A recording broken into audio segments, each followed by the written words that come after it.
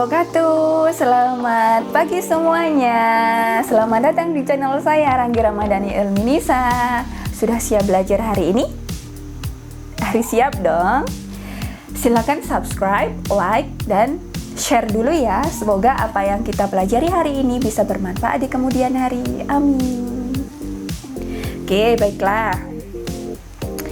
Kali ini kita belajar tentang surat lamaran pekerjaan. Sebenarnya surat lamaran pekerjaan itu apa sih? Kemudian strukturnya bagaimana? Selanjutnya bagaimana cara menulis surat lamaran pekerjaan dengan mudah, baik, dan benar. Oke, kita masuk ke yang pertama. Pengertian surat lamaran pekerjaan. Surat lamaran pekerjaan itu adalah surat yang ditulis oleh seseorang ketika dia melamar suatu pekerjaan di suatu instansi. Entah suatu perusahaan atau instansi kependidikan, itu selalu membutuhkan surat lamaran pekerjaan. Nah, biasanya surat lamaran pekerjaan ini ditulis tangan. Kalau misalnya bekerja di suatu instansi, tujuannya apa? Ketika seorang pelamar menulis surat pekerjaan menggunakan tulisan tangan, itu biasanya pihak instansi terkait itu bisa melihat kepribadian pelamar tersebut dari tulisan tangan mereka. Jadi seperti itu.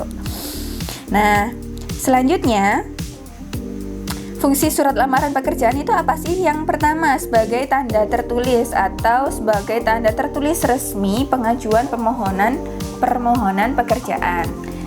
Kemudian yang kedua adalah sebagai alat komunikasi.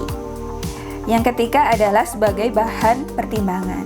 Dengan menulis surat lamaran pekerjaan itu berarti kita secara tidak langsung berkomunikasi dengan pihak instansi terkait tempat kita mengajukan pekerjaan, supaya kita bisa memperoleh pekerjaan di instansi tersebut, dan juga sebagai bahan pertimbangan pihak instansi tersebut terhadap kemampuan kita, karena kemampuan kita itu juga kita lampirkan, kita tuliskan di dalam surat lamaran pekerjaan yang kita tulis. Nah, selanjutnya kita masuk ke cara membuat surat lamaran pekerjaan. Yang pertama itu adalah gunakan bahasa yang baik dan benar. Berarti kalian semua ketika menuliskan surat lamaran pekerjaan itu harus benar-benar menggunakan bahasa yang formal. Untuk selanjutnya adalah menuliskan kalimat yang dengan singkat, padat, dan jelas, tidak terlalu panjang lebar. Nah, selanjutnya ketika kalian menulis surat lamaran pekerjaan itu isi secara jelas data diri atau biodata kalian yang dituliskan di dalam surat lamaran pekerjaan tersebut. Nah, kalau misalnya Anda memiliki sertifikat pendukung lainnya, kalian harus melampirkan sertifikat-sertifikat tersebut. Setelah ini Bu Ranggi akan jelaskan bagian-bagiannya dan apa saja yang menjadi lampiran yang Anda tuliskan, yang Anda lampirkan di surat lamaran pekerjaan Anda nantinya. Oke, baiklah. Kita masuk ke struktur lamaran pekerjaan. Dan ini sekaligus untuk bagaimana cara menulis surat lamaran pekerjaan ya. Jadi memang benar-benar harus kalian perhatikan dengan seksama. Oke, kita masuk ke sini langsung. Nah, semoga terbaca ya dengan jelas. Oke, baik. Semoga terbaca dengan jelas ya.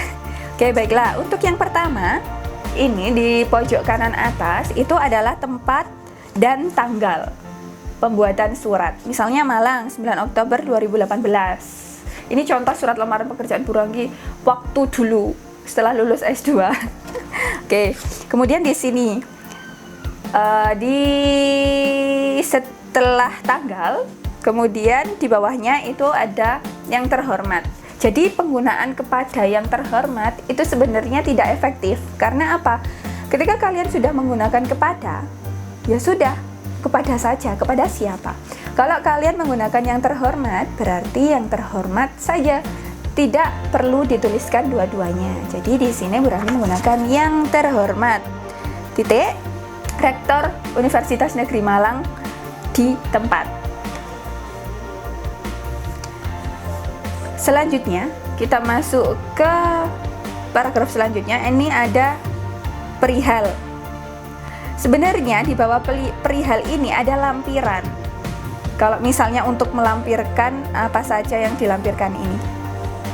Jadi perihal lamaran pekerjaan, lampiran titik 2, 1 halaman. Nah, 1 halaman itu dituliskan dengan huruf. Selanjutnya dengan hormat, koma. Saya yang bertanda tangan di bawah ini adalah untuk alinea pembuka. Nah, kalau misalnya ada juga kalian menemukan info lowongan pekerjaan yang ada di surat kabar atau yang ada di internet, di media massa di internet. Berarti untuk yang di awal ini kalian bisa menuliskan dengan hormat berdasarkan surat lamaran pekerjaan yang dimuat di surat kabar harian Jawa Pos tanggal berapa. Nah, itu dituliskan di awal sini. Kalau misalnya kalian semua menemukan surat lamaran pekerjaan ada di surat kabar harian. Saya yang bertanda tangan di bawah ini titik 2. Ini secara langsung karena ini nanti tujuannya ada di sini. Saya yang bertanda tangan di bawah ini titik 2. Ada nama, tempat tanggal lahir, pendidikan terakhir, agama, alamat asal, telepon, dan email. Nah, ini semua harus dijawab secara lengkap. Nah, selanjutnya ini adalah isi. Dengan ini saya mengajukan permohonan untuk dapat diterima sebagai tenaga dosen dengan kualifikasi pendidikan pada bidang pendidikan bahasa dan sastra Indonesia di Universitas Negeri Malang. Misalnya seperti itu. Nah, sebagai bahan pertimbangan, saya lampirkan beberapa berkas sebagai berikut. Yang pertama, itu fotokopi ijazah, akta mengajar, dan transkrip akademik S1 yang telah disahkan oleh pejabat yang berwenang. Yang telah disahkan ini maksudnya adalah yang telah dilegalisir. Yang kedua adalah fotokopi ijazah dan transkrip akademik S2 yang telah disahkan oleh pejabat berwenang. Kemudian yang ketiga, fotokopi KTP, 4 foto berwarna ukuran 3x4, daftar riwayat hidup, fotokopi sertifikat keahlian, prestasi, dan seminar, atau dengan lampiran yang lain.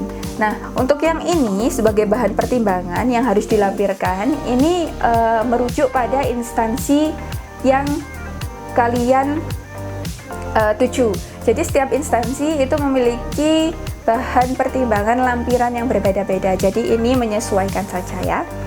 Nah, yang terakhir penutupnya itu adalah demikian surat lamaran yang saya ajukan selanjutnya agar dapat diproses sesuai dengan aturan yang berlaku. Atas perhatian Bapak Ibu, saya sampaikan terima kasih. Untuk yang terakhir, Malang.